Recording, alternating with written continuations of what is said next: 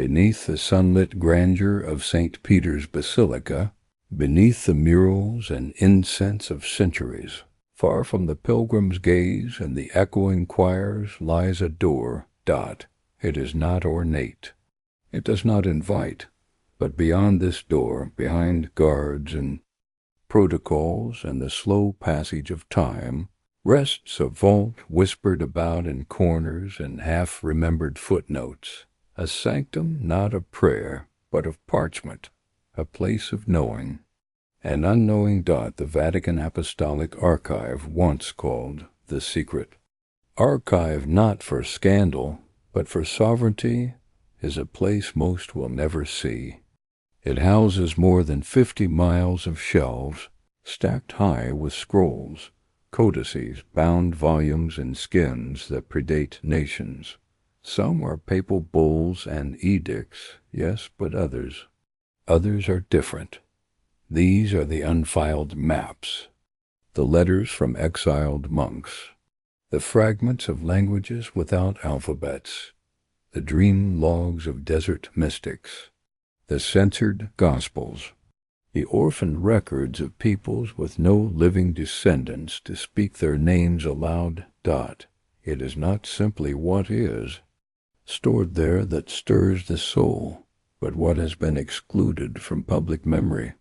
The first official mention of the archive comes from the 17th century, when Pope Paul V closed it to outsiders. He was not hiding darkness, necessarily, but defending order. Yet as the centuries passed, silence grew thicker. Not even scholars could access the shelves without permission from a quiet council, and many were denied. Some who gained entry emerged changed, silent, or strangely vague in their descriptions. In time, the archive became legend, but legends, as we often forget, are not fiction. They are history distilled. There is a hallway in the deeper wing of the vault known simply as the Black Corridor. No lights hang there. The records stored within are categorized only by red markings, some say in ink, others say in something else. These records are not digitized, not duplicated. They are not even listed in the Vatican's official archival catalog. A priest-librarian once called them pre-Christian codices not meant for the doctrinal mind. Some believe the Church inherited them rather than created them. Others say they were confiscated. Within the archive is a letter addressed not to any pope, but to the custodian of the vaults. It's unsigned, written in a copper-toned script, and folded within a star-shaped casing. The letter speaks of a civilization born before the breath of Rome, whose cities were built in silence and melted in moonlight. Scholars dismissed it as poetic metaphor, yet the letter references geological phenomena that only modern science could identify. So who wrote it? And how did it come to rest in a drawer labeled non-classified relics, unknown origin? Many documents remain unread, not because they are sealed, but because they are written in no known language. In fact, some appear rewritable.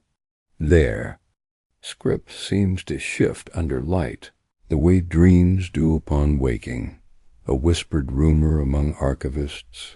The deeper you go, the quieter you must become, not just out of reverence, but because some documents. Listen. One Jesuit, in a note now suppressed, claimed he heard a humming sound near a black-bound volume from the 8th century. The book, curiously, was warm to the touch.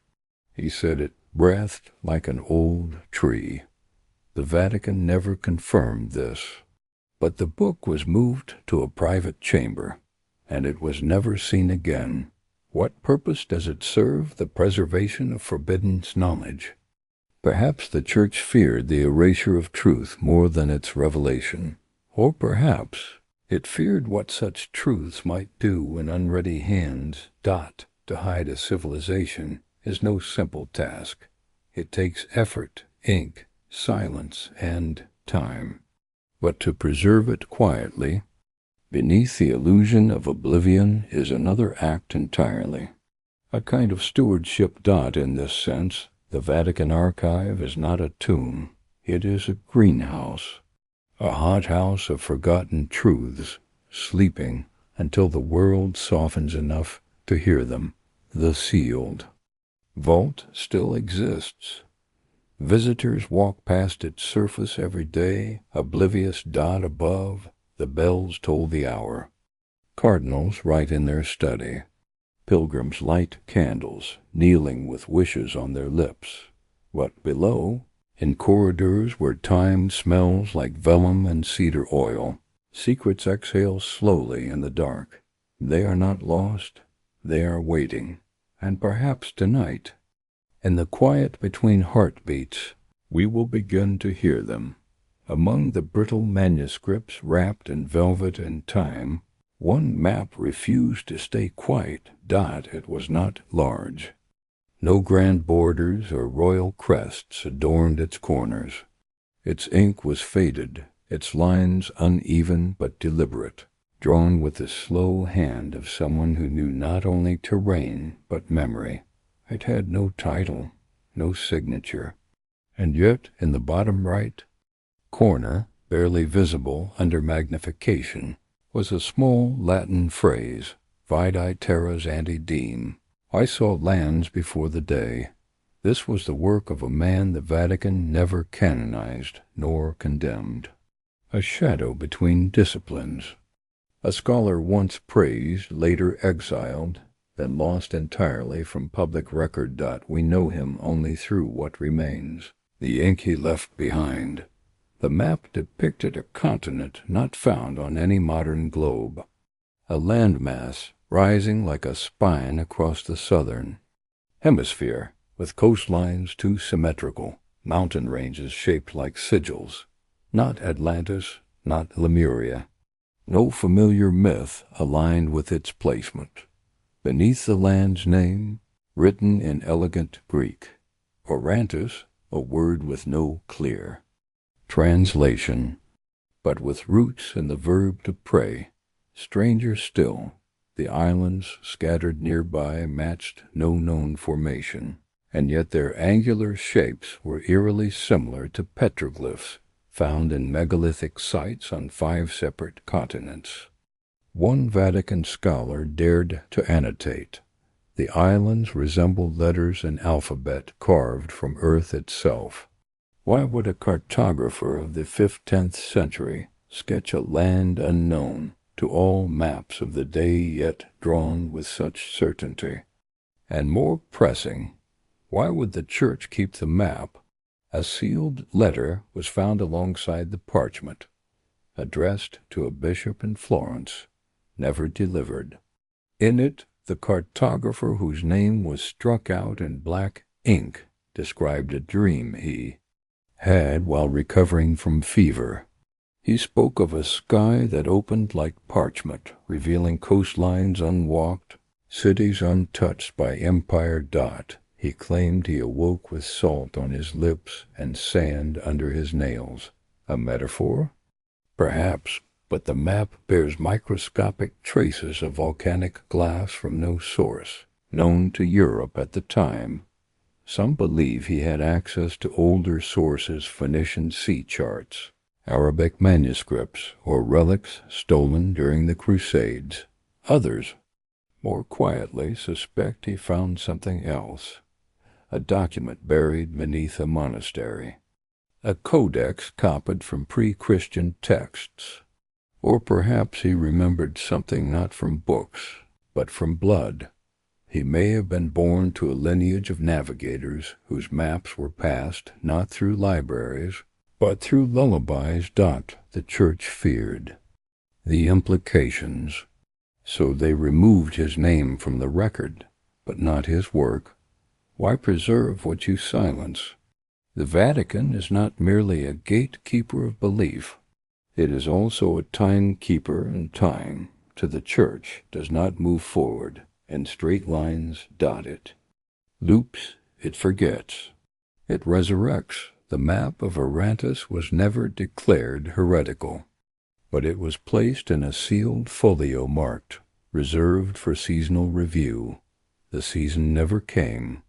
Yet the map remains. Some modern researchers believe Orontes may correspond to submerged features beneath the South Atlantic. Sonar scans have revealed symmetrical ridges and stone formations deep below, too deep for any known ancient civilization to have built, yet too precise to be natural. And the cartographer?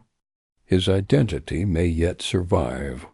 In the margins of a separate treatise on star navigation, a scribbled note in matching handwriting reads, "I was never lost, only early."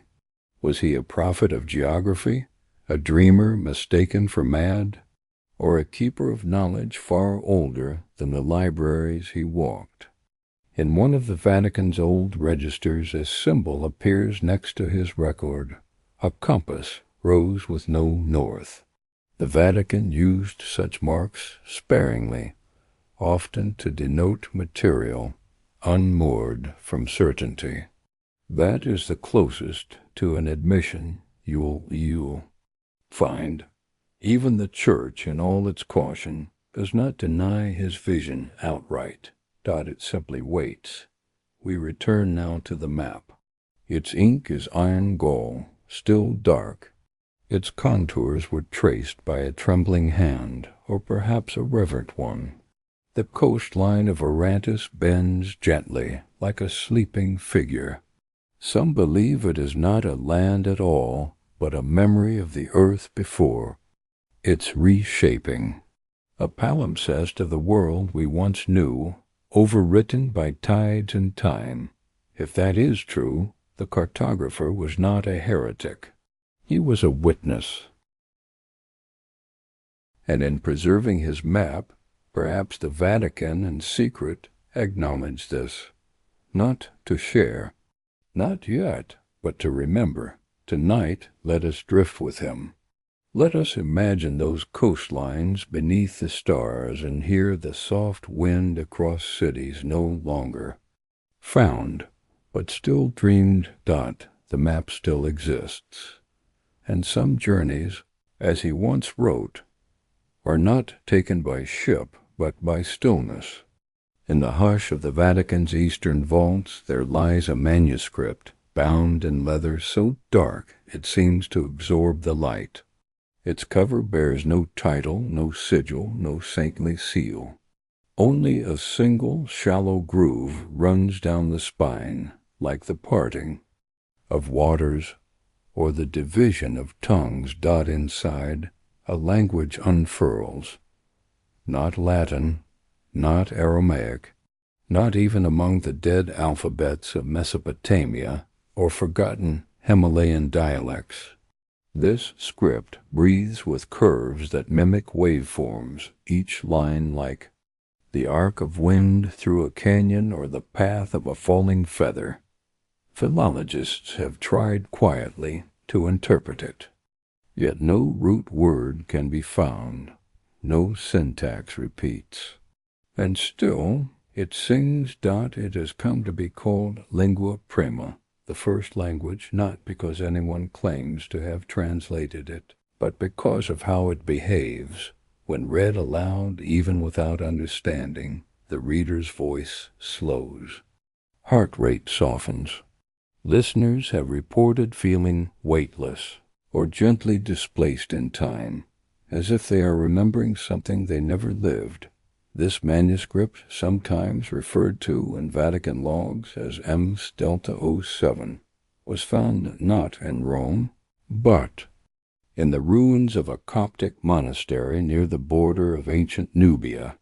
It was buried within a stone crypt, sealed in resin. A note was found with it, a single line in Greek. May this remain unbroken until we remember how to listen. There are no known authors, But the Vatican's linguists noticed something peculiar. Certain sequences of symbols mirror spiral ratios found in seashells. Others appear to mimic lunar phases or solar flares. Could it be a language of nature itself? A kind of metaphysical lexicon not meant for commerce or law, but for harmony? Some believe it predates writing altogether. Not written by hand, but transcribed from vision, a language dreamt, then recorded. One fragment describes a city where the rivers coil like serpents, and the air speaks in violet. The imagery is so vivid, so precise, that many suspect the manuscript records not myth, but memory. Not metaphor, but first-hand sight. And if this is true, then who were the people who spoke this language, and what happened to them? Among the more unsettling findings, portions of Lingua Prima aligned geometrically with the inscriptions found at megalithic sites across the world, from Göbekli Tepe to Easter Island. Not identical in script, but in rhythm. The cadence of glyphs, the spacing of pauses, the breath between thoughts. It is as if humanity once spoke in a single voice, then shattered. This manuscript, unlike many in the archive, was not locked away for heresy. It was preserved in the section marked Theological Anomalies, a category for texts too strange to categorize, too old to dismiss, and too beautiful to destroy. A whisper among archivists suggests the Church believes this language may have been spoken before Babel, before the confusion of tongues, before the division of humanity into tribes and tempers and towers. It is not the lost language of Eden, but perhaps something that came after exile, when the world still echoed with shared sorrow and needed a voice to hold it. In one corner of the manuscript is an illustration, not of saints or angels, but of a mouthless figure, hands open, eyes closed, standing within concentric rings. Around it the script spirals outward like breath. Some scholars believe this is the first speaker. Others believe it represents the listener. Perhaps in that time there was no difference. Even today, the Vatican does not allow copies of Lingua Prima to be circulated. Only a few have heard it read aloud. One account written by a 19th century Jesuit describes the experience as falling upward in silence. He claimed to dream in that language for 7 nights after. On the 8th he awoke and wrote, "I understand nothing, and yet I remember everything." So much of history is catalogued in war and empire eras defined by what was built, what was broken, what was won. But what if beneath it all was a language not of conquest, but of resonance, not to command or explain, but to connect? Perhaps Lingua Prima was never meant to be spoken in urgency, but whispered in twilight when the day folds and the soul listens. And so tonight we let it hum beneath our thoughts, a lullaby older than Babel, older than boundaries, older than names. Not to decode, but to feel. To remember not what it says, but what it reminds us we've forgotten. Beneath the marble floors of the Vatican Library, past rows of leather-bound tomes and whispered footsteps, lies a secret not marked on any map. Not a hidden room, no vault with a cold metal door, but a library within the library, a labyrinth of shelves carved into ancient stone. It is a place where light does not reach, and silence drapes itself like velvet. This subterranean archive, long rumored but rarely confirmed, holds manuscripts and codices too delicate, too dangerous, or too enigmatic to be displayed above. Here, Dust settles slowly like the hush of forgotten ages. Each volume breathes history, pulsing softly beneath the quiet. The architecture itself speaks in shadowed curves and arches, echoing cathedrals lost to time, and perhaps reminding us that knowledge is a kind of sanctuary not just of ideas, but of the soul. The walls are lined with texts from civilizations that never built monuments, their stories etched in fragile papyrus or woven into cloth. Some of these texts describe worlds where earth and sky were one, where rivers sang prayers and stones held memory. Others are written in unknown tongues or in symbols that resemble constellations rather than letters. Each manuscript is a whisper of a civilization erased, but never quite gone. The origins of this hidden library remain shrouded. Legend credits it to a secret order of monks, protectors of forbidden wisdom, who believed that knowledge must sometimes sleep, waiting for a time when the world is ready to hear it. They built shelves in caverns beneath the Vatican itself, carefully cataloging items too powerful or unsettling for ordinary eyes. Some texts hint at ancient technologies, devices that harness the sun and stars, medicines made from forgotten plants, philosophies that merged science and spirit. Others reveal early contact with cultures beyond known history traders and travelers who crossed oceans and deserts long before recorded journeys. One manuscript, in particular, draws the eye, a slim, unassuming book bound in blue leather, its pages filled with diagrams of gears and stars intertwined. It's called De Motu Caelum, on the movement of the heavens. Written by an anonymous scholar, it proposes a cosmos far more intricate and alive than medieval thinkers dared to admit. In it, the stars are not distant lamps, but celestial beings engaged in a slow, eternal dance. The Vatican once restricted access to this book, fearing it might disrupt the established order of astronomy and faith. Yet it remains preserved below, awaiting the moment when its truth can be gently unfolded. Visitors who have glimpsed the subterranean stacks speak of a strange serenity, a feeling that the air itself vibrates with ancient hums, as if the knowledge stored there is alive, waiting not just to be read, but to be understood deeply.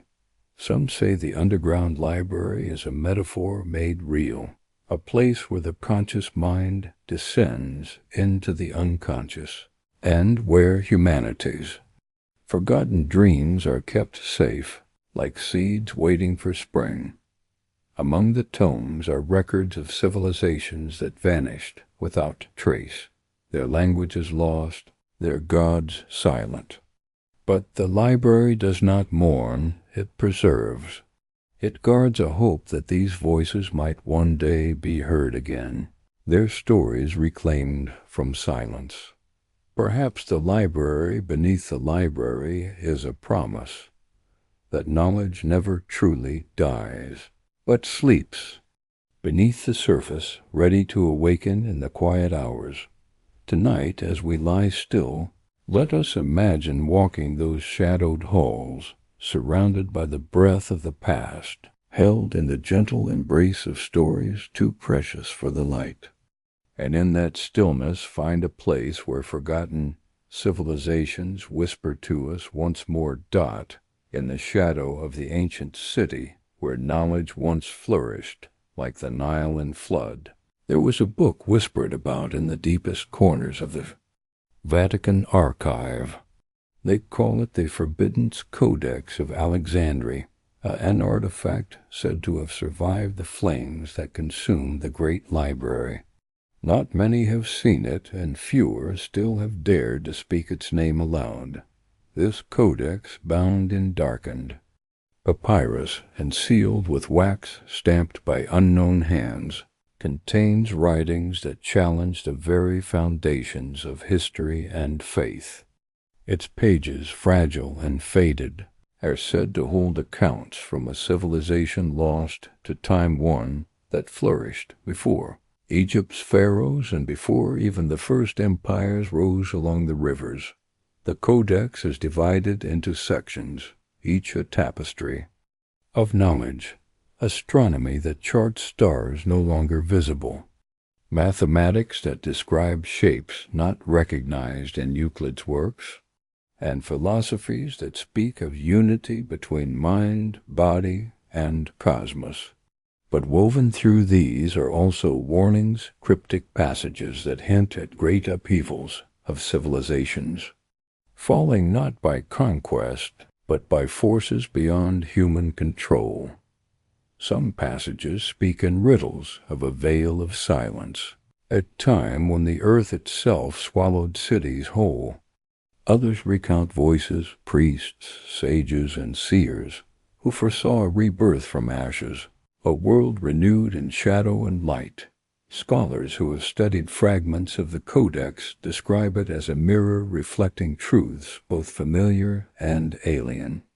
It is neither wholly sacred nor profane, but something in between, a threshold between known history and the forgotten depths beneath. The Codex resists easy interpretation, revealing itself only to those who approach it with reverence and patience. Yet, the Vatican's hesitation to reveal it speaks volumes. Such knowledge could unsettle centuries of doctrine and belief. The Codex is kept in a chamber, secured by keys entrusted only to the most trusted custodians. Why preserve a text so dangerous?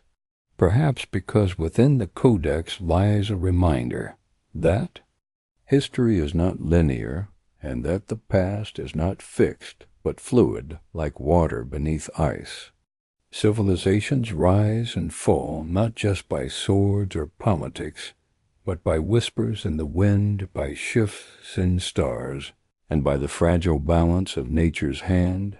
The Forbidden Codex of Alexandria invites us to listen, not just with eyes, but with the heart, to the silent stories that lie beneath the ruins. To remember that knowledge, like time itself, is cyclical and sacred. Tonight, as you close your eyes and drift deeper into rest, imagine holding the Codex, its pages warm with ancient wisdom, its words alive in the quiet dark. Feel the pulse of lost civilizations beneath your fingertips, and know that even in silence, their stories endure. In the quiet corners of history, where stone meets shadow, dwell the architects we seldom hear of, those who shaped civilizations. Not with armies or kings, but with whispers, blueprints, and hands steady in the dark. They built not just monuments of marble and gold, but frameworks of knowledge that spanned generations, veiled in silence. These silent architects remain nameless. In the Vatican Archives, their identities folded beneath layers of mystery. Yet their work endures, etched into ruins and relics, coded in symbols and alignments, and preserved in texts too obscure for common scholars.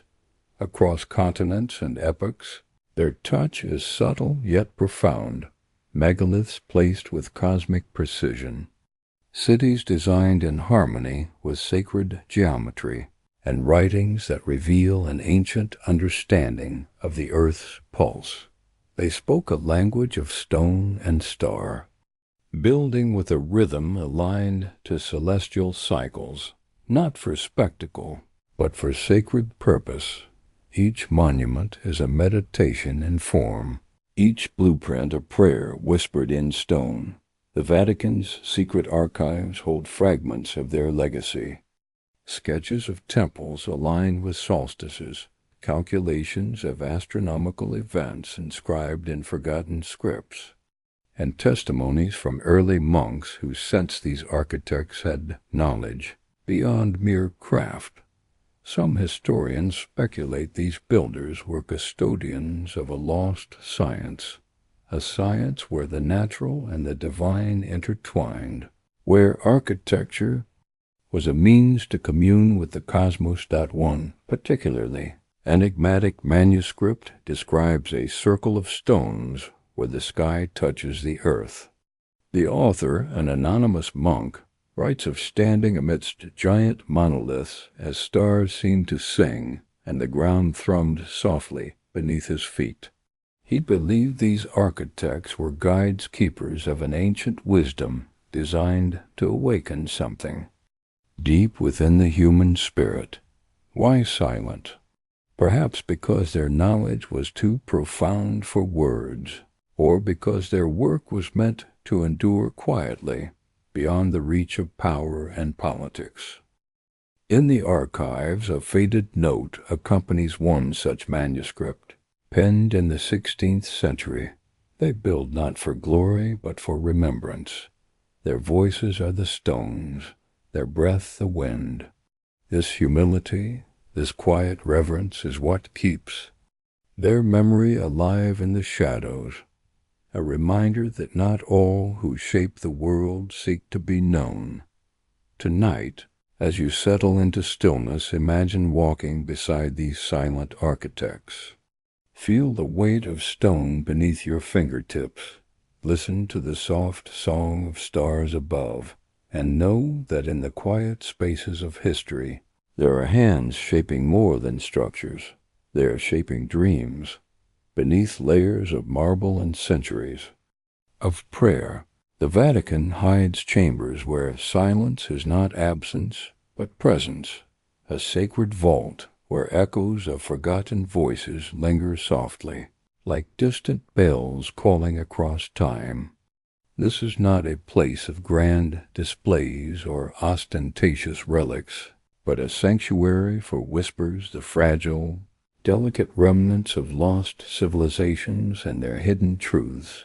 The vault's walls absorb sound as if they carry memory itself, each echo a ghostly thread weaving past and present. It is here that ancient manuscripts rest, their pages fragile yet imbued with power, a power born from the collective breath of countless hands that once held them. Within the vault are artifacts not catalogued in any public index, fragments of scrolls written in vanished languages, dust-covered tablets etched with symbols undeciphered, and reliquaries holding objects whose origins defy explanation. They speak in riddles, and the vault listens with a reverence that is almost prayer. Many who have glimpsed its contents speak of an overwhelming stillness, a presence that feels less like a place and more like a moment suspended.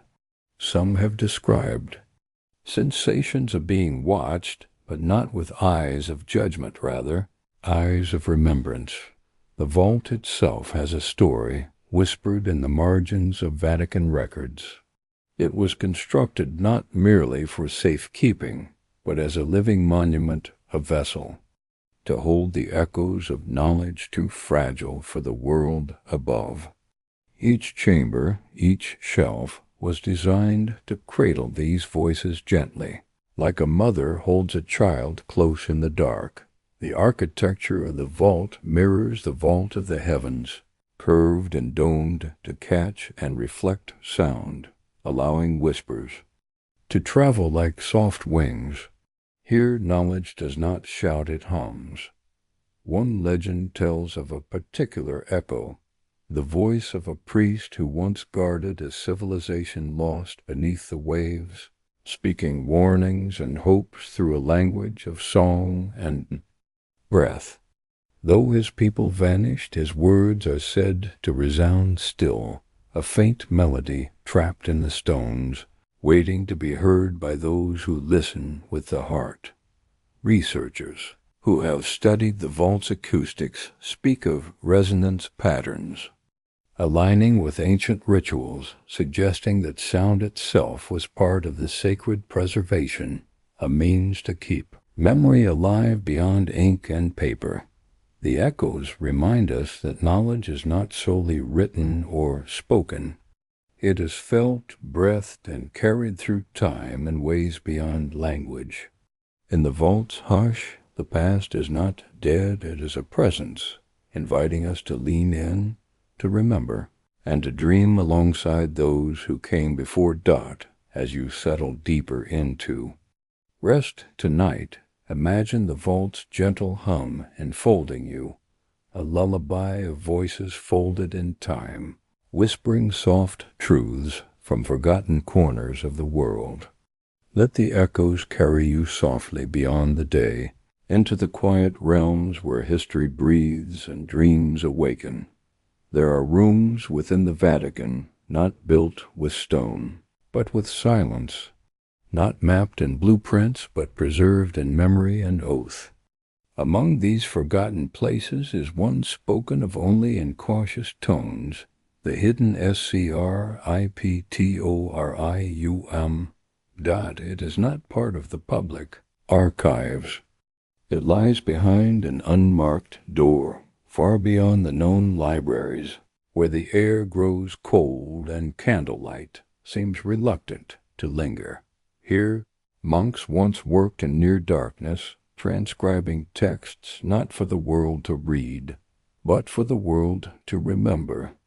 Quietly, the scriptorium was established, so the story goes, during the twilight centuries of the Roman Empire, when knowledge was burning in other parts of the world, when temples were razed and books declared dangerous by changing hands of power.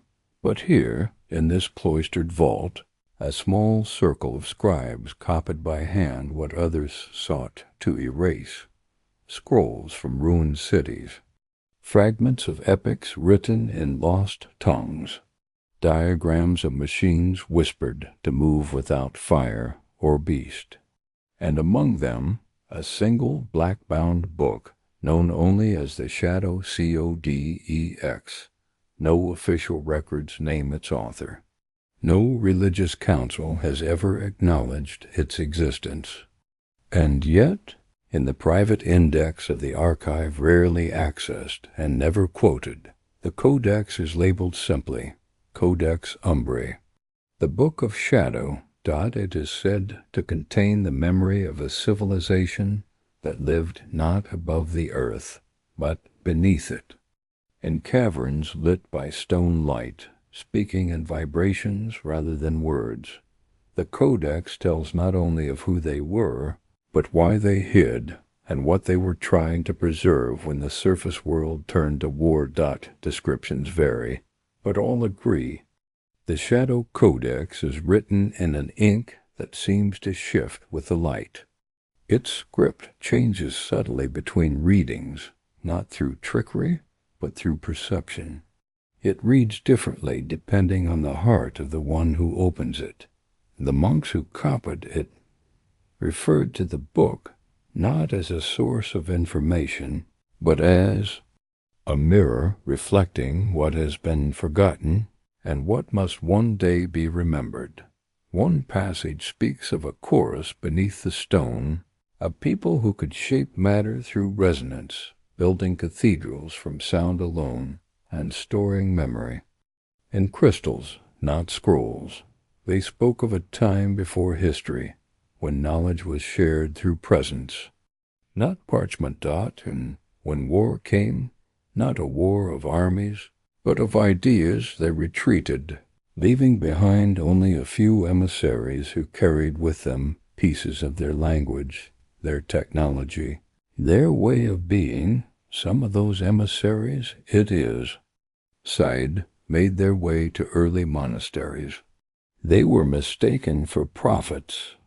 Their teachings, too strange for dogma, were hidden away, copied quietly in the scriptorium, and bound into the Codex Umbrae. Was it myth, a parable, or a message buried in metaphor? Perhaps all three. Perhaps the Shadow Codex was never meant to be read with the eyes, but with the soul. Modern scholars, Those few granted fleeting access have noted the codex contains advanced knowledge wrapped in symbolic form. Mentions of vibrational geometry, light drawn into matter, and structures that harmonize with the Earth's magnetic field. These ideas echo in modern physics, yet were written a millennium before they were understood. Was it foresight or remembrance? The scriptorium is no longer active. Its lamps have long gone cold. But the room still exists, and within it the shadow codex still rests, a closed whisper, a breath caught in VELLUM. To open it, even now, is to enter a conversation that began before history began and has never truly ended. So tonight, as the veil of sleep draws near, imagine the hidden scriptorium, the quietest room in the world. Feel the pulse of ancient hands turning pages no longer seen. Hear the soft rustle of a language not spoken, but felt like the rhythm of your own breath. Let the silence of that place wrap around you, and know that some truths sleep only until the world grows gentle enough to receive them. There are maps of the stars that no longer exist, not because they were proven false, but because they were quietly erased, buried beneath doctrine and dust. Within the hidden shelves of the Vatican Archive, beyond charts of planets and epicycles approved by theologians and crowned astronomers, rest diagrams unlike any sanctioned by history. They show not constellations, but structures, walls, domes, and vaults encasing the earth in a firmament both physical and metaphysical.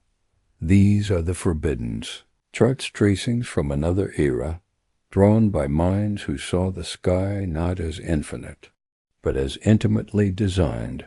One such manuscript, preserved under a veil of vellum and guarded in a locked folio labeled Astronomia Antiqua, depicts a world enclosed, the stars embedded in crystalline spheres, their positions fixed not in theory, but in architecture. A geocentric dome, yes, but far more intricate than medieval thinkers proposed. It suggests that the ancients believed the heavens to be constructed, not simply observed.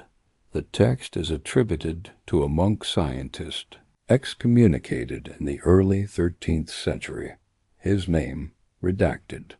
His legacy preserved only in this manuscript, a set of cosmic blueprints annotated in Greek, Aramaic, and a third, untranslatable script.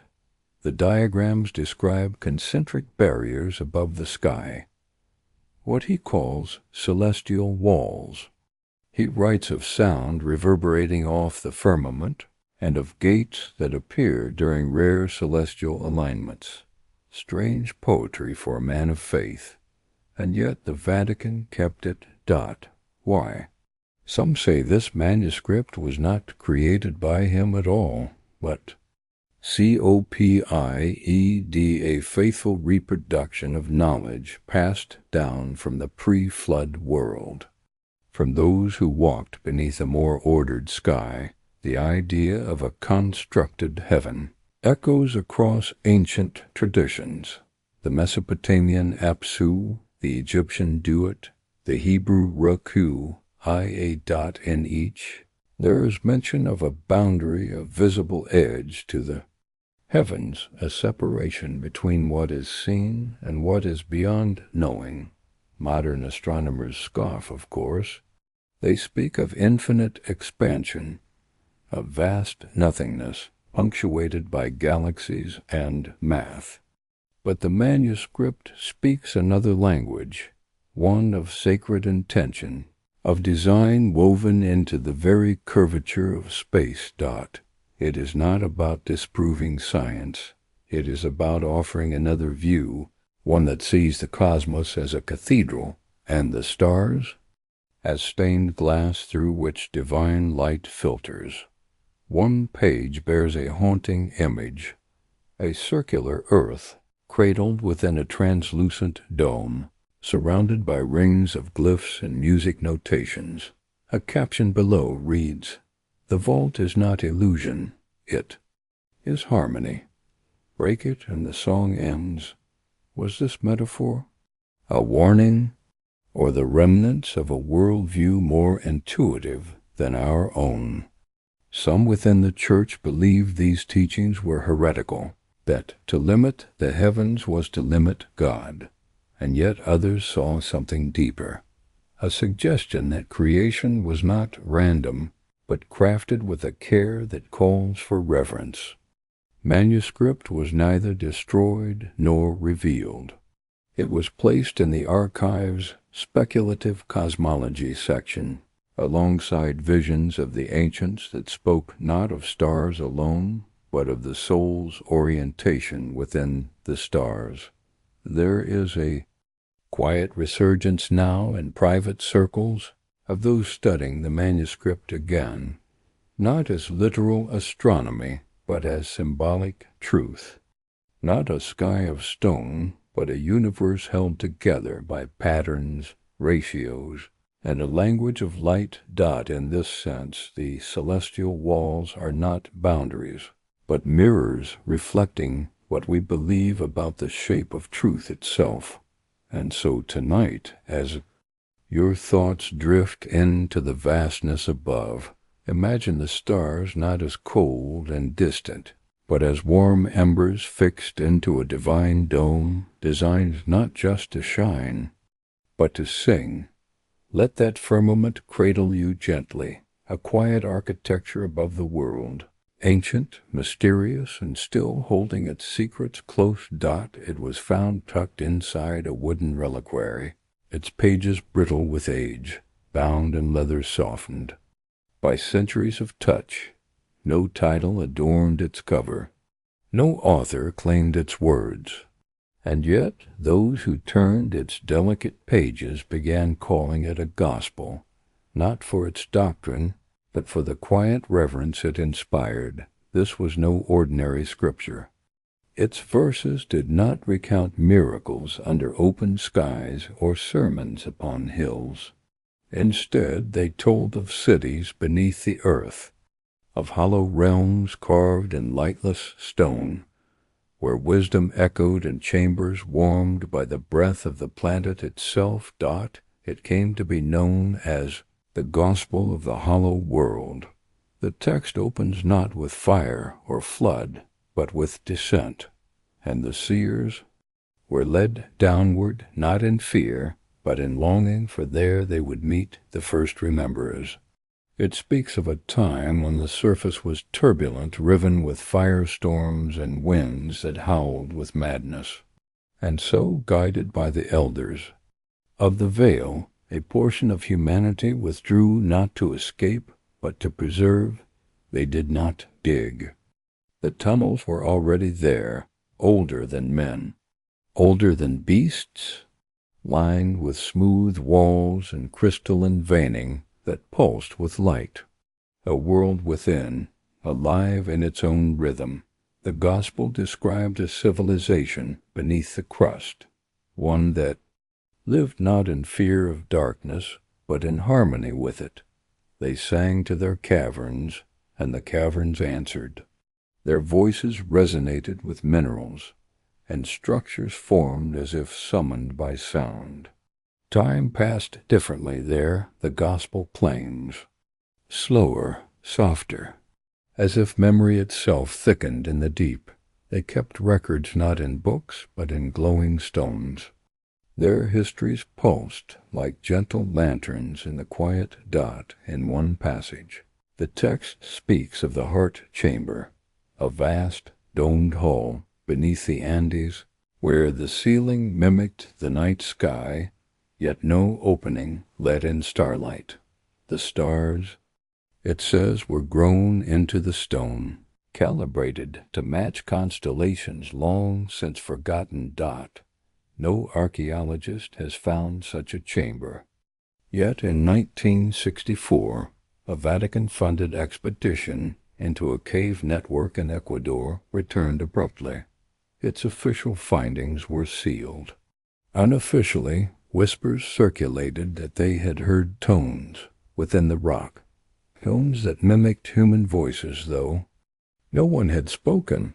The gospel does not claim these inner world people are divine, nor alien, nor fantasy.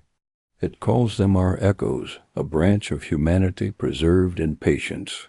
One haunting line reads, "We are not below you. We are beside you, in the fold of the earth's dreaming." Some theologians dismissed the text as poetic allegory.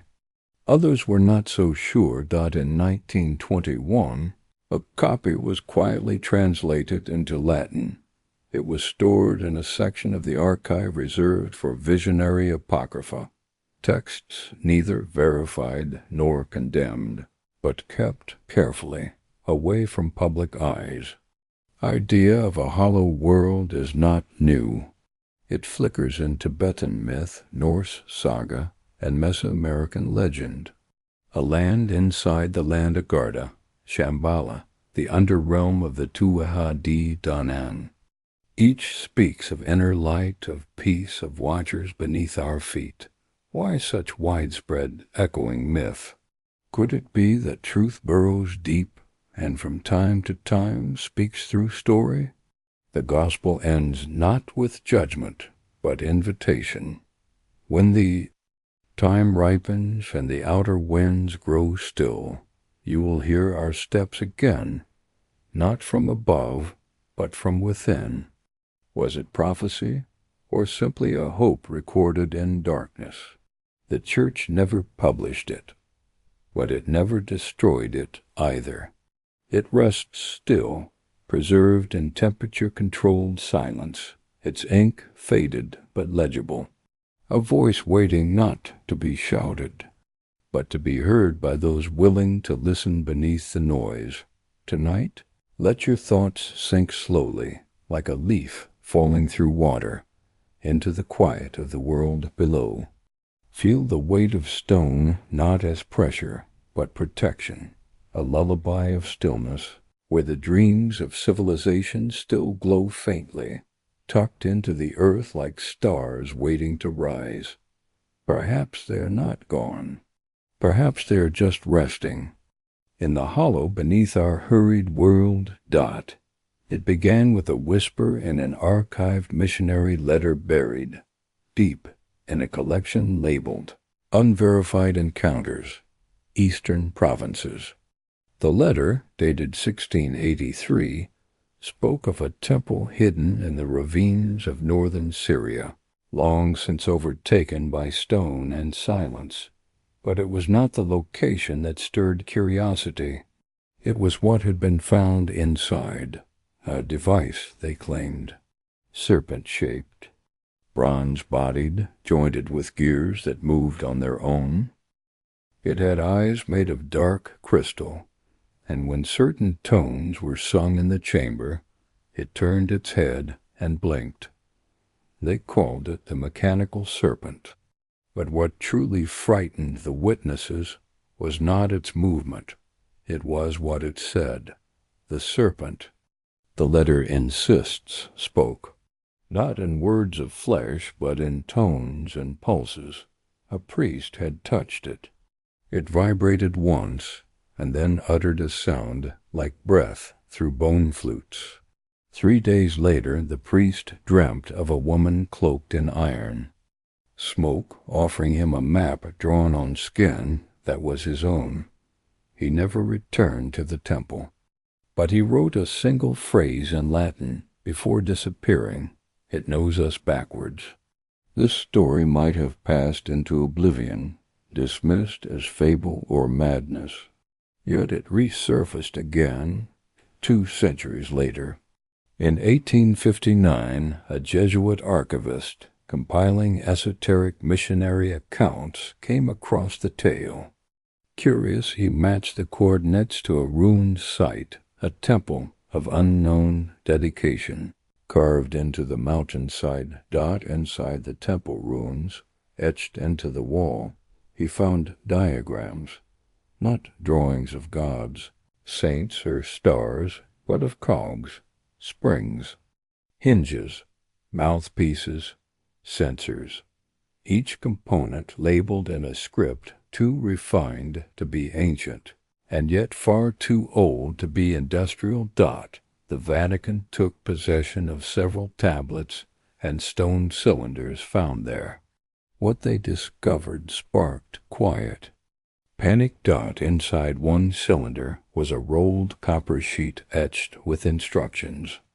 When read aloud in ancient Greek, the script described the construction of a mechanical oracle, a device built not to predict the future, but to remember what we forget. Its memory, it claimed, was not stored in parts or code, but in resonance vibrations. Aligned with the human voice, some in the church began to wonder, had we once built machines not for conquest or labor, but for counsel, for communion? The mechanical serpent, if it truly existed, may have been more than a machine. It may have been a recording of a people, a moment, a mind, preserved not in stone or ink, but in living response. What if it had been built by a civilization, long before ours, one that merged craft with soul, that believed consciousness could inhabit circuits, not just cells? And what if the serpent was not a guardian, but a messenger, long dormant, waiting to be awakened? The archivist who unearthed these clues never published his findings. He wrote a private journal, now sealed, in the Vatican's Mechanica Obscura files. One passage reads, "It is not just a relic, it is a question made of metal, and it waits not for worship, but for understanding." He died 6 months later under unclear circumstances. No photos exist of the serpent. No modern mention appears in church correspondence, but the scrolls that describe it remain preserved, wrapped in oilcloth, and stored in the quietest corner of the archive. Those who have read them say the final passage is not a technical instruction, but a riddle, built in stillness, fed by silence. I do not think, but I do remember. Who am I? Is the mechanical serpent real? Was it ever completed? Was it a warning left by a forgotten people, or a mirror held up to our own thirst for knowledge untempered by wisdom? The Vatican does not speak of it, but it does not deny it either. And in the act of preservation, perhaps the answer speaks for itself. Tonight, as the hum of the world softens around you, imagine a place carved in stone, deep in the belly of a forgotten land, where a bronze figure rests, waiting, not asleep, not alive, but aware, quiet as breath, enduring through time, just listening. And perhaps, in dreams, you might hear it speak. Hidden within the folds of the Apennine Mountains lies a monastery whispered of in few circles, so remote it seems to exist between time and shadow. Known among select Vatican archivists as Speculum Monachorum, the Monastery of Mirrors was a sanctuary not for prayer alone, but for reflection in the deepest sense of self, of truth, of the world beyond appearances. Unlike ordinary cloisters, lined with wooden pews and simple crosses, this monastery's walls were adorned with thousands of mirrors, fragments of polished glass and obsidian, each reflecting not just faces, but secrets.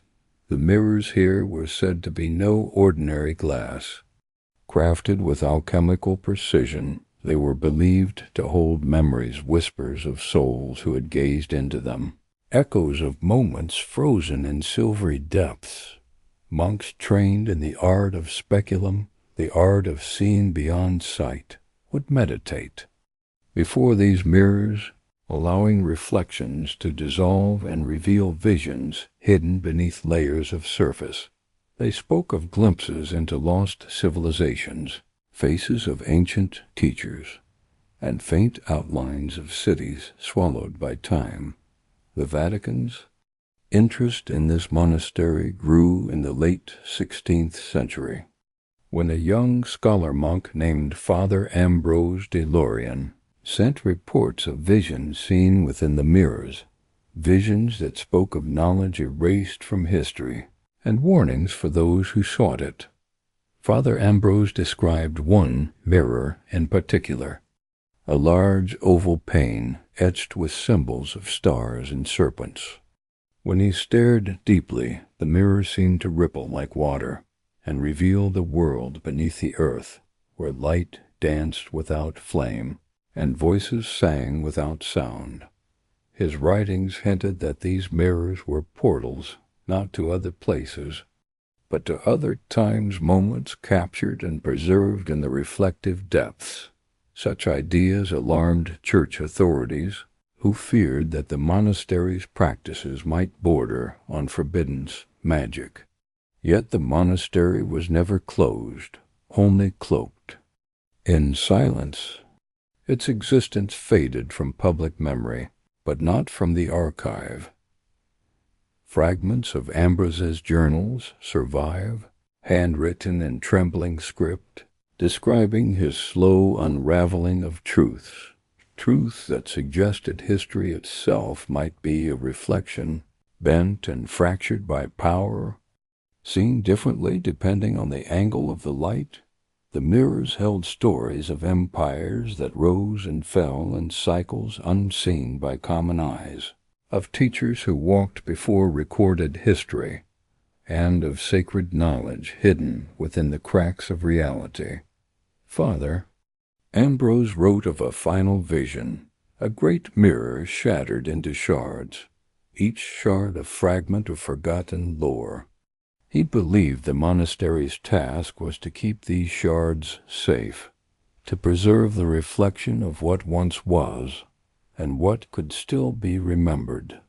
Today, the monastery lies abandoned, its mirrors broken or stolen, its halls silent but for the soft rustling of wind.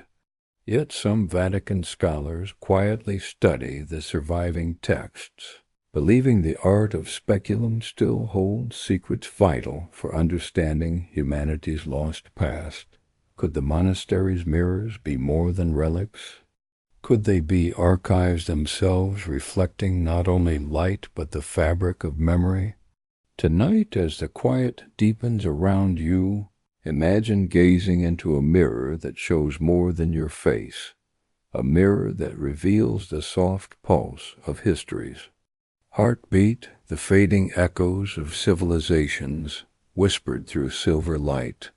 Let that image linger, gentle and serene, and allow yourself to be reflected back into a peaceful dream, where truth and memory blend softly in the stillness of the night. Nestled within the heart of Vatican City is a small, sealed structure few pilgrims ever see, and fewer still are permitted to enter.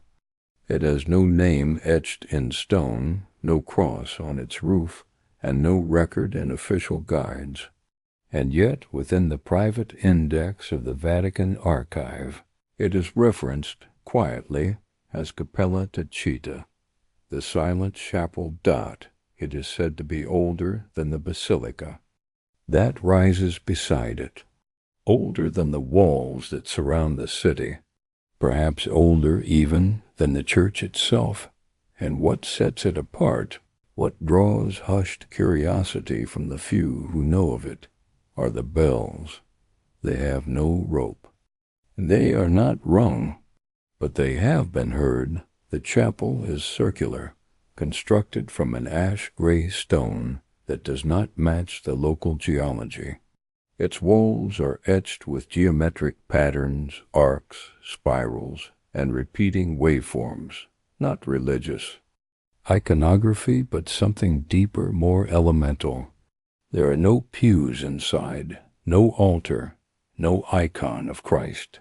Instead, Suspended from the center of the domed ceiling are 7 bronze bells, each of a different shape, with inscriptions in a language no scholar has conclusively translated. They are perfectly still. No draught moves them. No human has touched them in centuries. And yet from time to time, always at night, and only in moments of deep stillness, they sound.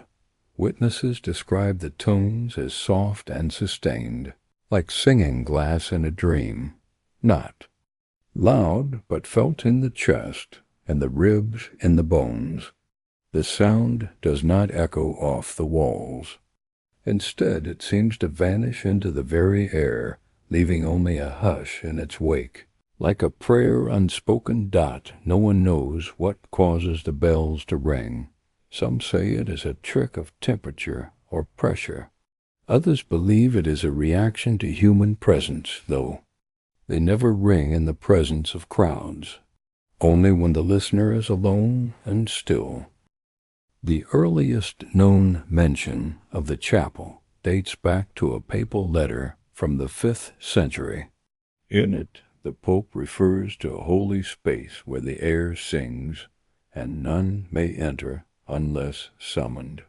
Later references in medieval manuscripts speak of monks who fasted and prayed outside the sealed door, hoping to hear the bells, believing them to be messages from heaven or echoes from a civilization still listening beneath the veil of time. A 12th century friar recorded in his journal, 3 tones did I hear, one for the past, one for what never was, and one for what awaits us. His entry ends with a peculiar sentence, they do not call us upward but inward. The Vatican never officially acknowledged the chapel in public documents, but it was never demolished, never altered, only protected. Its door remains locked by a mechanism older than any church key, and only a handful of archivists are permitted to carry copies of the key's design. It is opened once a year on a day no calendar observes. What occurs inside is not recorded, but always afterward the chapel falls utterly silent for months. Even the bells do not hum. A scientific inquiry was launched once in 1938. A team of acousticians and engineers was allowed brief access under strict guidance. They measured the dimensions of the chamber, mapped the harmonics, tried to induce vibration. Nothing moved. Nothing rang. But every instrument recorded a frequency spike. Just before their departure, a faint oscillation outside the human hearing range, lasting precisely 7 seconds. The chapel was locked again that same night. The report remains sealed.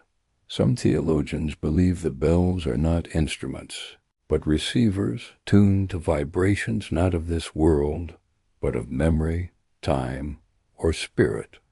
A few have gone further, claiming the inscriptions on the bells form a kind of resonant code, one that corresponds not to music, but to human emotion. The first bell rings for sorrow, the second for joy, the third for longing, and so on until the 7th, which rings only in the presence of true stillness, and is said to bring visions of forgotten truth. No one knows who built the chapel. There are no records of its construction, only the quiet certainty that it was already there when the city rose around it, and so it remains, a structure untouched by time, a chamber of soundless music, ringing not for attention, but for remembrance. Perhaps it was left for us, not as a warning, but as an invitation, to listen inwardly, to remember not what we've learned, but what we once knew. And now, as you rest your head and drift into the silent dark, imagine the sound of a bell too soft to hear, but strong enough to feel, echoing inside you, guiding you inward, toward the forgotten chapel within. Let its tone carry you softly into sleep, into stillness, into memory, before Genesis, before Gilgamesh, before the gods of water and wrath made rivers rise in myth. There was another flood, not born of rain, but of sound. It is written of only once in the Vatican Archives. In a brittle clay tablet stored in a protective box, catalogued simply as Artifact 712 Orphic, unknown. The script is unfamiliar, half-linear, half-spiral etched with extraordinary precision.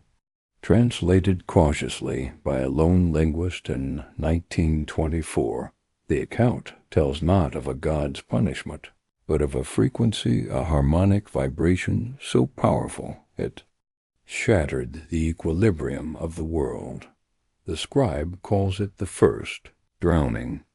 Unlike other flood stories filled with divine anger and ark-bound survival, this one speaks of a sudden resonance that surged through stone and sea.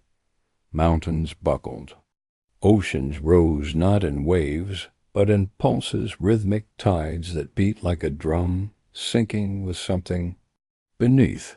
The civilizations of that time, if the tablet is true, did not fear water.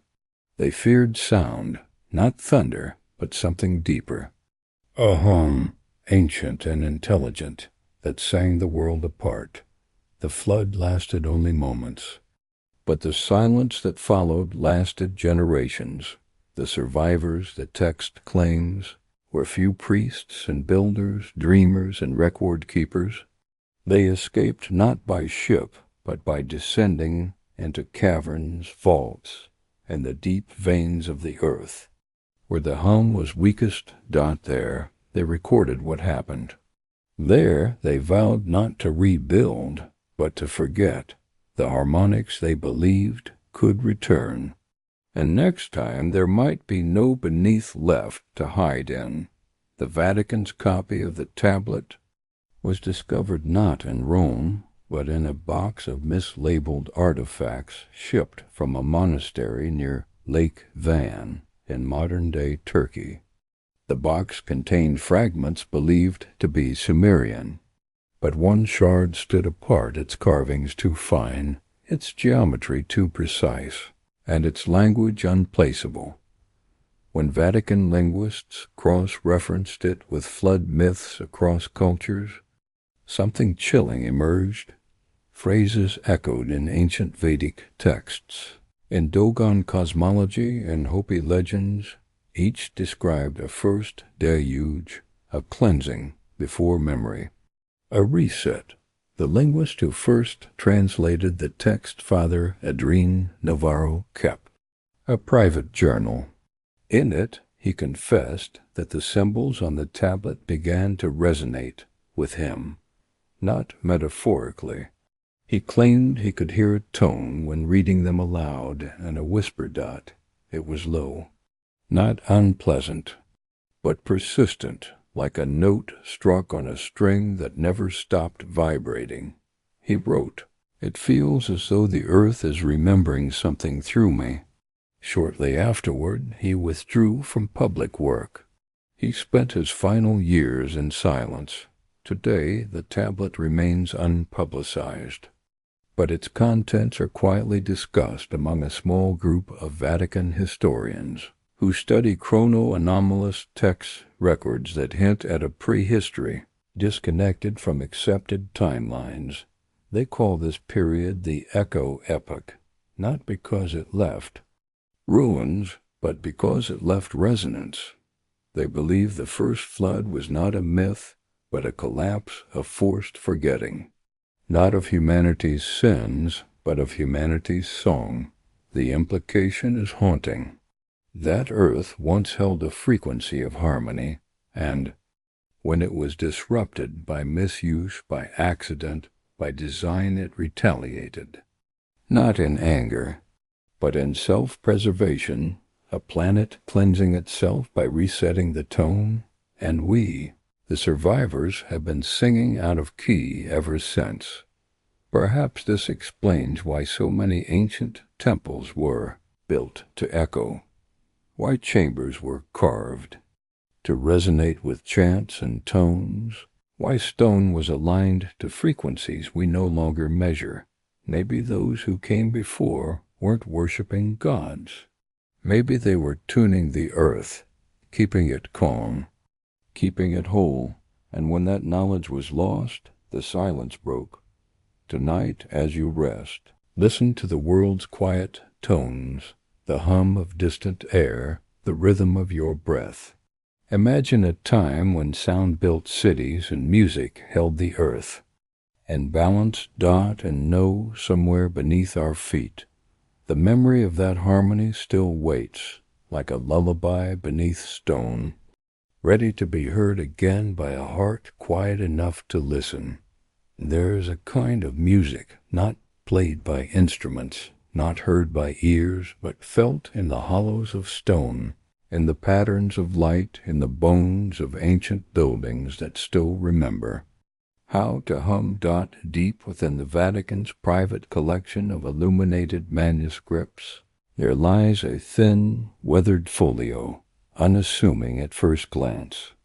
Its title, scrawled in faded ink, Cantus ab Spinvitus, the hidden song. What rests within is neither hymn nor chant, but something stranger, pages of musical notation that seem to resist melody, composed not to be sung, but to be built.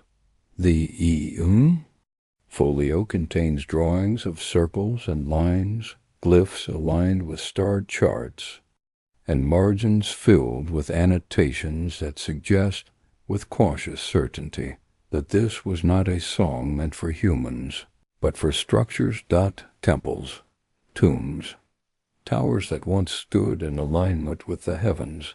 The music, it appears, was not written to express feeling, but to generate resonance vibrations that shaped matter, balanced energy, or opened something the ancients understood, but no longer explain. It is an unsettling idea that long before architecture became a matter of steel and stone, it was a form of sound, but the ancients did not build first and decorate later, but composed their spaces the way we compose symphonies, with walls, as chords, tones as harmonics, and silence as the sacred pause between notes. Some passages in the folio refer to tonal keys of stone, frequencies associated with different minerals, granite for grounding, limestone for memory, obsidian for vision. The temples, they believed, did not house the divine. They sang with it. One diagram, meticulously inked, shows a chamber beneath a stepped pyramid. No windows, no doors, just 3 stones arranged in a triangle, and a single word beneath them, oscillare, to resonate, to vibrate. The monks who discovered this manuscript believed it was written by an order long vanished, perhaps tied to builders of forgotten cities across the Nile.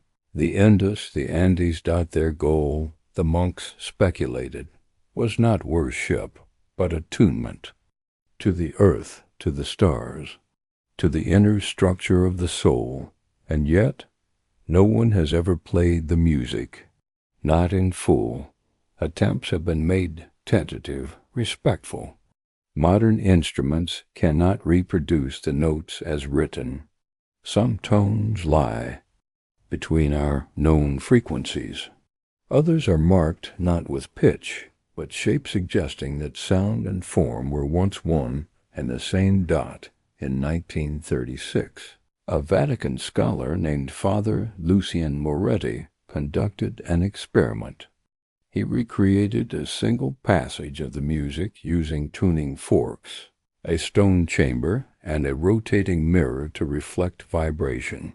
When the final frequency was struck, the air in the room visibly shimmered. The candles flickered without wind, and for 30 seconds, the stone walls emitted a soft, steady tone, as if remembering their own foundation.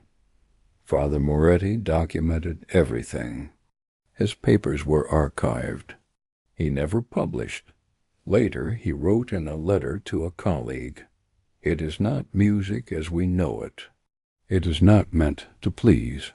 It is meant to return something to balance, perhaps the stone, perhaps the self." He spent the rest of his life in the Vatican gardens, not in silence, but humming soft, shapeless melodies that no one could identify. The folio of Cantus Absconditus remains in the vaults, handled with gloves, read only under candlelight. Its pages are aging, but its music does not fade, because it was never heard only, remembered. Some say the ancients didn't need instruments because the world itself was an instrument. They walked in pitch, spoke in rhythm, built in chord. Their ruins still stand.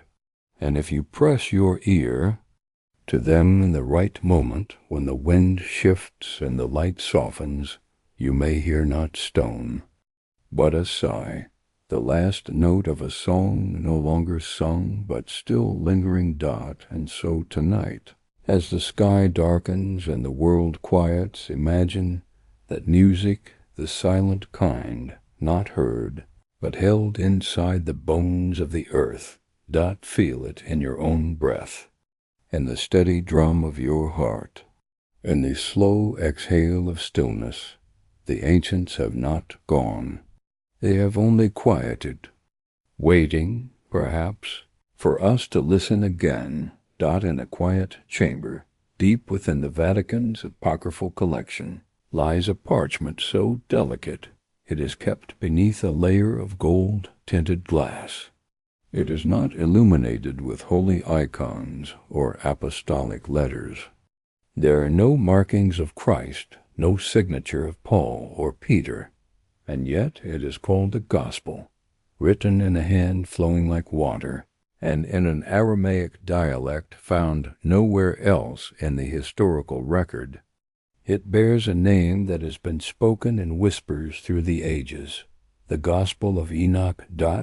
But unlike the known books attributed to the prophet, those of watchers and heavenly secrets, this one tells of a city, not a celestial one, not a metaphor, but a city of stone and silence far to the north, where the sky danced in green and violet, and the people did not speak because they did not need to.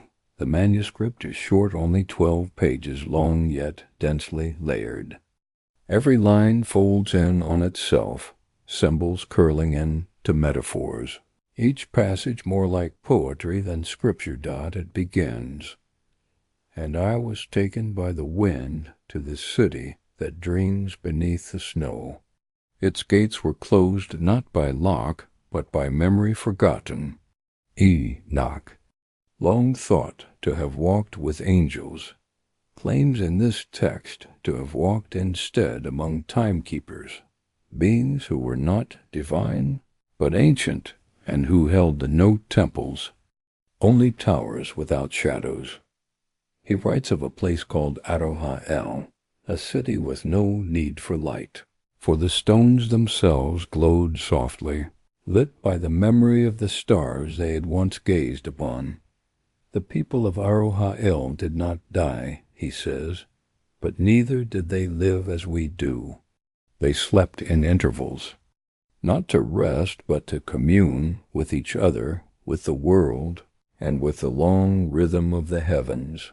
They were dreamers who sculpted cities from their visions, builders of time made from breath and ritual. There is a strange calm in the manuscript. Unlike the dramatic visions of fire and judgment in other apocalyptic writings, this gospel flows like snowfall, gentle, slow, unhurried. Enoch was not afraid. He was invited, and the city, he writes, was not lost through destruction, but through forgetting. He claims its people sealed themselves in, not with walls, but with thought, choosing to slip from the world, not in body, but in memory, until such a time when mankind once again grew still enough to find the gates. The Vatican has never published this gospel, not because it contradicts theology, but because it contradicts time. A footnote, written in the margin by a 17th century cardinal, reads, "This gospel places before Eden another order. It is not heresy, but memory, one we are not prepared to bear." He underlined only one word in the text, return. Scholars who have read it rare, careful, silent, note its uncanny convergence with myths from vastly distant cultures. The Hopi speak of an inner world people who dream the surface into balance. Siberian shamans tell of a silent city beneath the aurora where songs shape reality. Even Plato, in his dialogues on Atlantis, spoke briefly of a second city, older and more secret than the sunken one. What if these aren't echoes of each other? What if they are fragments, shards of a single mirror, shattered across time? What if Enoch's city was real? And what if it sleeps still?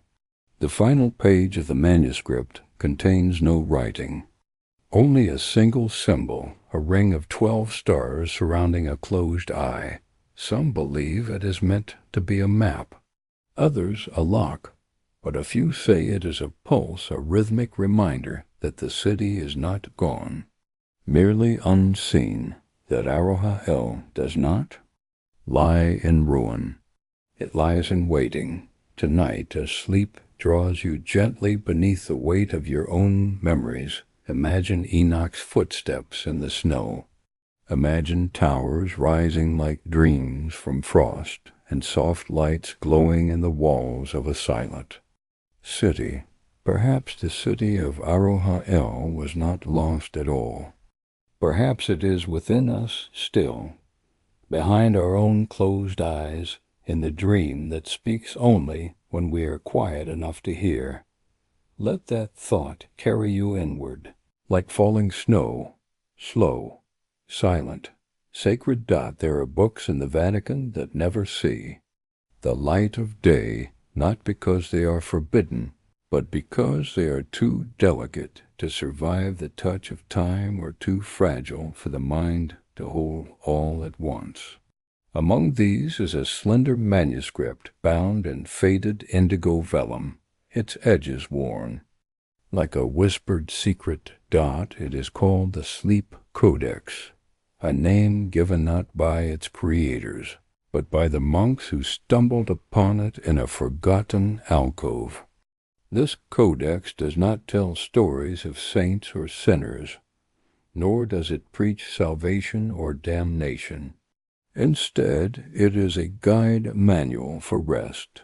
The pages are filled with lines of flowing script, interspersed with soft illustration circles within. Circles, spirals that seem to unfold endlessly, and delicate patterns like the ripples of water. The text speaks in a rhythm that mimics breath itself, urging the reader toward a gentle descent, a slow surrender to the quiet. But what is unusual, almost unsettling, is the claim that the Sleep Codex is more than a guide. It is a technology, a set of instructions designed to teach the art of deep sleep, not mere rest, but a state of consciousness where the boundaries between past and future, waking and dreaming, dissolve. The monks who translated the Codex called it the map of the between, a path not to death, but to a place beyond the noise of the world. According to their notes, the Codex describes how the ancients entered a shared dream space, a realm where knowledge could be accessed without words, and memory could be carried across generations like a flame passed from hand to hand dot. It is a place where time stretches and folds, where the sleeping mind can touch the eternal, One chapter details a practice called the quieting. It involves a sequence of slow, deliberate breaths paired with focused visualization, imagining light flowing through the body like water through reeds.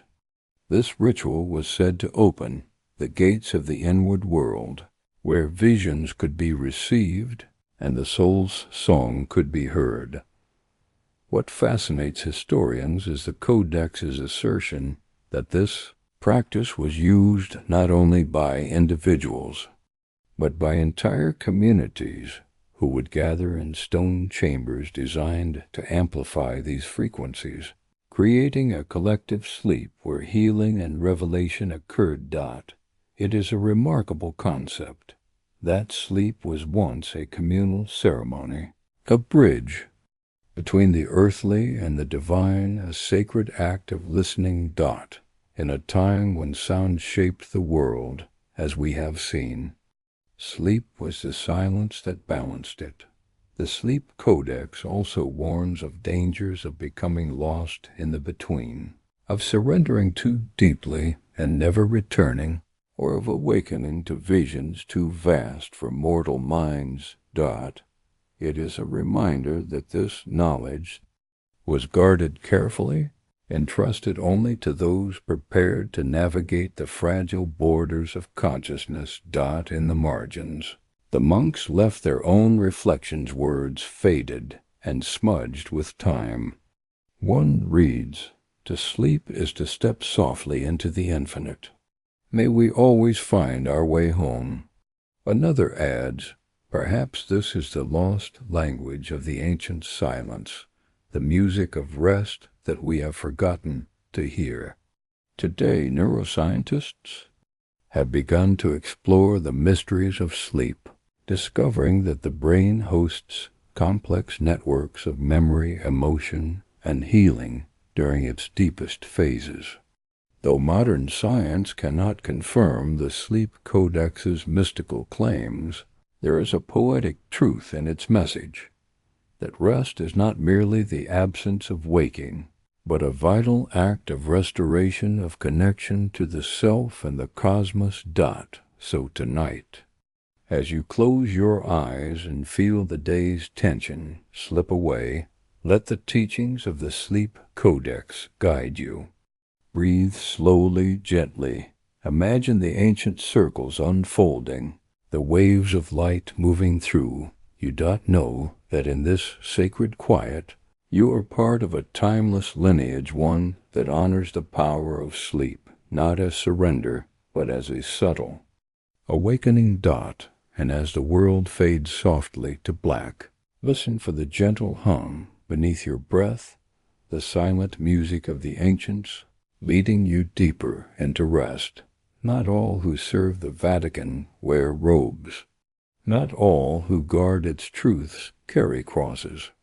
Some move in silence through the corridors of time, lifting dust from vellum, cataloging whispers, preserving what the world has forgotten how to see. They are called the archivists, a title passed without ceremony, whispered only among those who understand that history is not a straight line, but a labyrinth with doors that only open for the quiet-hearted. They are not priests, though many once were. They are not scholars, though they know far more than they speak. They are caretakers of memory, keepers of the veil. The veil is not a cloth, not a law, not even a secret in the usual sense. It is a tradition older than any creed, that certain knowledge must be preserved but never paraded, protected, not preached, shared only when the listener is ready to carry it gently.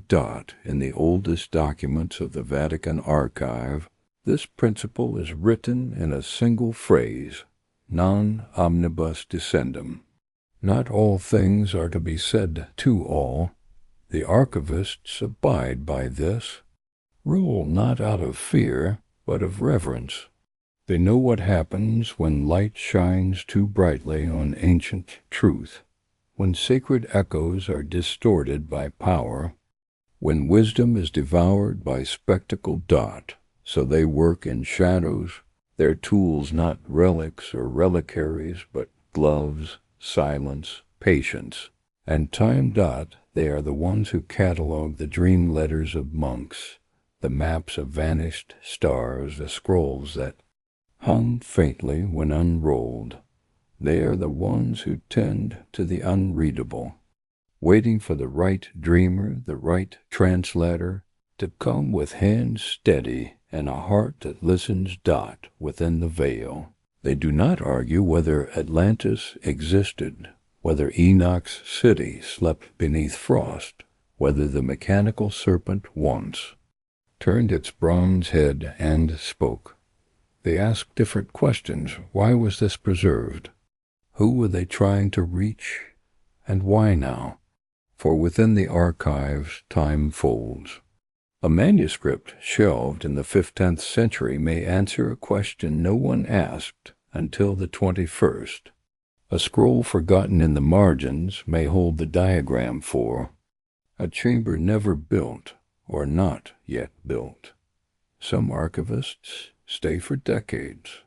Others are said to vanish, not out of mystery, but purpose. There are rumors of those assigned to living archives repositories not made of parchment, but of people, or places, dreams passed like torches through generations, hidden in lullabies, and symbols carved into doorways, in the spaces between words and sacred texts. These archivists wear no badges, they carry no books, but they remember. Within the archives themselves, there is a room rarely mentioned. It has no name, no catalog. The archivists call it the listening room dot. It contains no manuscripts, only a chair, a soft lamp, and walls lined with stone. Those who sit within are invited to do one thing only: listen dot to the creak of old wood, to the hum of silence, to the possibility that memory itself has a voice, and that sometimes the books whisper back. One archivist left a final entry in a black journal sealed in the back corner of a locked drawer. It reads, "We are not keepers of secrets. We are gardeners of forgotten truths. We water what the world is not ready to bloom." That archivist's name was never recorded, but the journal remains soft-edged, thumb-worn, cherished. It is only opened when someone new is ready to wear the veil. The world outside moves quickly now. Stories are devoured, not digested. Mystery is flattened by explanation, and silence is feared. But the archivists still move quietly beneath the stones, dusting what was buried, listening for the faint resonance of truth.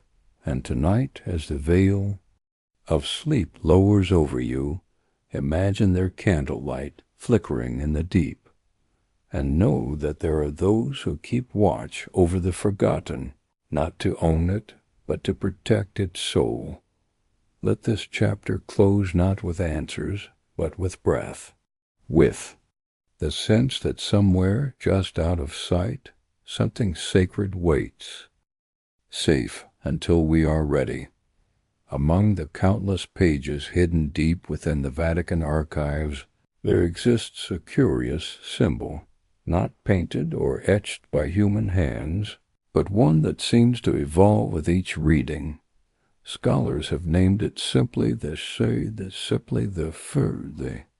glyph that changed itself, a mark unlike any other, capable of shifting its shape, whispering new meanings, and folding time within its silent lines. This glyph was first noted in a marginal note of an ancient manuscript, a fragment attributed to a lost civilization no longer found on any map. Its ink is faint, almost as if hesitant to reveal its secrets. The symbol resembles a spiral enclosed by a triangle, but if you look too closely, you see it subtly transforming, expanding like a breath, contracting like a pulse never quite. The same twice. Some who have studied it say the glyph is a kind of living language, a symbol not fixed but fluid, intended not to be understood once, but to grow with the reader, to reflect changes in perception and understanding. It is said that the glyph encodes a concept so vast, so subtle, that it cannot be captured by any one word or image. Instead, it invites you into a quiet dialogue between symbol and soul, between past and future, between knowing and unknowing. The Vatican's custodians who oversee this manuscript treat it with unusual care. They do not seek to decode it with instruments or algorithms. Instead, they meditate on it, allowing the glyph to speak in silence. One account tells of a scholar who spent nights tracing the glyph with a finger, feeling as though the symbol was responding, a soft vibration, like the hum of the earth beneath one's feet. Some believe this glyph was created by the architects of the lost civilizations we have traced before, a kind of key to their wisdom, meant to shift as human consciousness shifts. Others think it might be a message, a promise, or a warning that some knowledge is not static, but alive, that the act of understanding is itself a transformation. The Yi glyph appears in several manuscripts, each time slightly different, a fractal of meaning, unfolding across centuries. It crosses cultures, touching texts from Sumerian clay tablets to Egyptian papyri, to medieval alchemical treatises. It is the silent thread weaving through lost knowledge, a reminder that language itself is a living thing, breathing beneath the skin of history. In quiet moments, when the world grows still, some say you can glimpse the glyph's dance, a spiral of light shifting softly in the corner of your vision, an invitation to step beyond the limits of words and into the vast realm of feeling. It is a symbol that changes itself, just as we change, and just as the stories we tell ourselves must. Tonight, as your eyelids grow heavy, let the glyph be a quiet companion, a reminder that mystery is not something to solve, but something to live with, to grow alongside, like a whispered song that never ends. Close your eyes and imagine the glyph turning slowly, expanding, contracting, a living rhythm beneath the surface of dreams. Let it carry you gently into the unknown. In the deepest vault of the Vatican Archives lies a tome unlike any other, bound in dark leather, cracked and worn, its pages edged with faint traces of gold that flicker like embers in a dying fire. It is known simply as the Forbidden Tome, a book whose origin is lost to time, and whose contents have been shrouded in silence for centuries. This book carries the weight of 1,000 secrets, whispers of civilizations that vanished not by war or plague, but by choice, vanishing into the folds of history, into shadows too deep for even light to penetrate. The Forbidden Tome was never meant to be read aloud. Its words pulse with a strange energy, shifting and shimmering beneath the gaze, as if alive, a breathing artifact of memory and forgetfulness. Those few who glimpsed its pages describe the text as a series of riddles and parables, woven with Divon, astronomical charts, cryptic diagrams, and poetic verses that speak of time as a spiral and history as a living river. The tome's final chapter is incomplete, its last lines trailing off into silence, a fading echo of a story never fully told. It is said that the book contains the last light of the lost civilizations, not a flame to be captured or possessed, but a gentle glow, a final message cast into the void, a light meant to remind us that even in loss there is beauty. Even in silence there is a song. Scholars speculate the forbidden tome was created as a gift, or perhaps a warning from those who understood the fragility of memory, a way to pass down truth without distortion, and to preserve the essence of vanished worlds. The book embodies the paradox of knowledge itself. It reveals and conceals. It invites and resists. It illuminates by the very act of withholding dot as you imagine the flickering gold of its pages. Think of the civilizations whose stories remain untold, whose voices we catch only in fragments, like stars glimpsed through the mist. The forbidden tome is not an ending, but a quiet beginning, a soft invitation to remember, to dream, and to carry forward the light of what once was.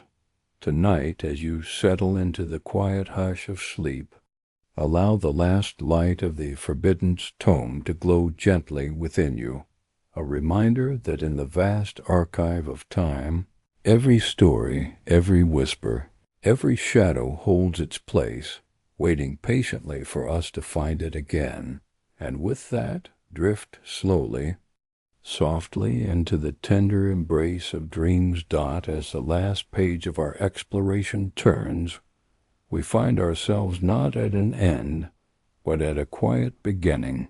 The Vatican Archives, with their labyrinth of shadowed halls and whispered secrets, are more than a repository of dusty tomes. They are a mirror reflecting the infinite dance between memory and forgetting, between light and shadow, between what is known and what lies just beyond the edge of understanding. The eternal archive is not a place, but a concept, a living thread woven through all human history. It exists in the hearts of those who remember, in the silent spaces where stories wait to be told, in the dreams that carry the echoes of lost worlds. It is a sanctuary where time folds upon itself, where past and future converse in gentle murmurs, and where every forgotten whisper still sings softly beneath the breath of the present. We have wandered through corridors lined with ancient scrolls, touched the fragile edges of civilizations that rose like dawn and faded like dusk. We have listened to the soft rhythms of the sleep codex, felt the weight of the archivist's veil, and traced the shifting dance of the living glyph. Each discovery has been a star in the vast sky of human memory, sometimes bright, sometimes faint, but always part of the constellation we call our shared story. The eternal archive reminds us that knowledge is never lost, only transformed, that what is hidden is often waiting for the right moment, the right heart, to bloom again. It invites us to approach history with reverence, to hold its mysteries gently, to honor the silence as much as the spoken word. Tonight, as you prepare to rest, carry with you the quiet wisdom of the archives. Know that within you lies a vast library, a place where your own stories and dreams mingle with the ancient echoes of the world. Sleep, then, not as an end, but as a passage, a gentle turning of the page, and as the stars drift slowly across the night sky, may your dreams be filled with the soft light of forgotten civilizations, their voices weaving through the darkness, guiding you home. Rest well, traveler of time. The eternal archive waits, always, beneath the marble floors of the Vatican, where footsteps soften into echoes. There lies a silence older than stone itself. It is a quiet hum, a whispered memory held deep within the labyrinth of crypts and chambers. Here history does not rest. It breathes like a pulse beneath the earth's Skin dot these subterranean halls hold more than relics and bones. They guard the murmurs of conversations long past, the delicate residue of prayers spoken in shadow, and secrets folded carefully into the cold embrace of time. The marble does not merely cover. It protects, a fragile shield for the fragile truths sleeping beneath. Archaeologists and historians speak cautiously of these hidden depths, for the air is thick with stories that refuse to be told in haste. Each step taken on the polished stone seems to awaken a chorus of whispers, soft voices that ripple through the cold corridors like forgotten songs. These whispers speak of vanished cities, of knowledge lost beneath the tides of conquest, and of truths preserved not in ink, but in the spaces between. The chambers beneath are mapped in perfectly, like a dream half remembered, with passageways that twist and turn unpredictably, leading sometimes to vaults of sacred manuscripts, sometimes to empty rooms where silence itself is a keeper. Here, the weight of history is tangible, a presence felt as much in the stillness as in the faint glow of ancient lanterns. Some say the whispers are the voices of those who built the vault's artisans, monks and scribes who understood that preservation required more than stone and parchment. It demanded an act of faith, a vow to guard the flame of knowledge, even as empires crumbled and the world changed around them. Their whispers are the echoes of that vow, carrying a message through the centuries, that beneath all the grandeur and power there is a tenderness, a sacred trust. Tonight, as you rest, imagine yourself descending slowly beneath the marble, listening with a quiet heart to the murmurs beneath your feet. Feel the gentle pulse of history's breath, and know that even in silence, stories endure. Let these whispers cradle you as you drift into sleep, a lullaby woven from the softest threads of memory and mystery. The marble above is cold, but beneath it, the past is warm and alive, waiting patiently to be heard once more. In the deepest corners of the Vatican Archive, where breath mists gently in the chilled air, and the light falls in soft gold from ancient lamps. There are books that no longer speak in words, but in veins of ink.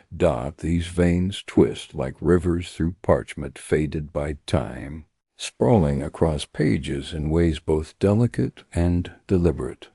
More than just script, this ink is memory, not of language but of something older.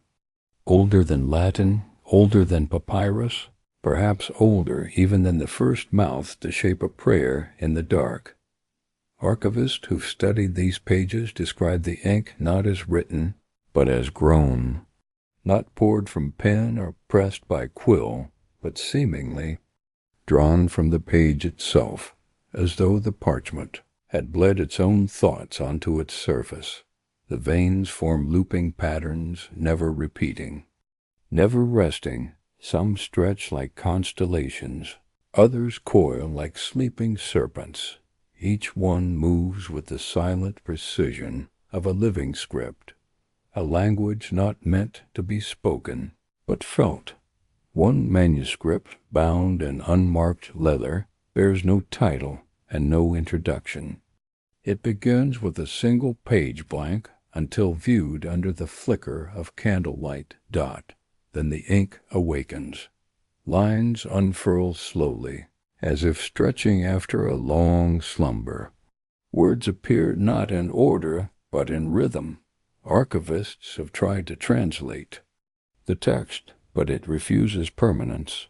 What reads one way by morning will read another by dusk, and so they no longer try to translate. They listen. They sit beside the books and let the ink speak in silence. Through presence. It is said that certain monks, long ago, were trained to meditate upon these pages until their pulse slowed and their breathing matched the rhythm of the script. Only then could the meaning emerge, not in the mind, but in the heart. The ink itself has been analyzed. It is not iron gall, nor soot, nor charcoal. It is composed of rare minerals, some found only deep within the earth, and one still unidentified. Theories suggest the ink may carry a resonant memory, a kind of ancient frequency encoded into its pigment, a language shaped by vibration, not symbols made of sound, but sound made of symbols. Scholars have given this phenomenon many names: resonant calligraphy, living script, blood ink. But the monks call it something simpler: the veins of memory. They believe it to be the earth's way of writing, of capturing the dreams of vanished civilizations in the only medium that never dies, feeling. There is one volume, sealed in glass, that bears the longest stretch of this ink, a continuous vein that wraps through 300 pages without ever breaking, a perfect thread, a thought unbroken by time. Those who've sat with it say it feels like being cradled, as if held within a single, eternal exhale dot, and though no one knows its message, it leaves behind a feeling, something like sorrow and something like hope, a gentle ache, a sacred remembering. Perhaps not every book is meant to be read. Perhaps some are meant to be felt, to be held like a hand in the dark, a bridge between the now and the never.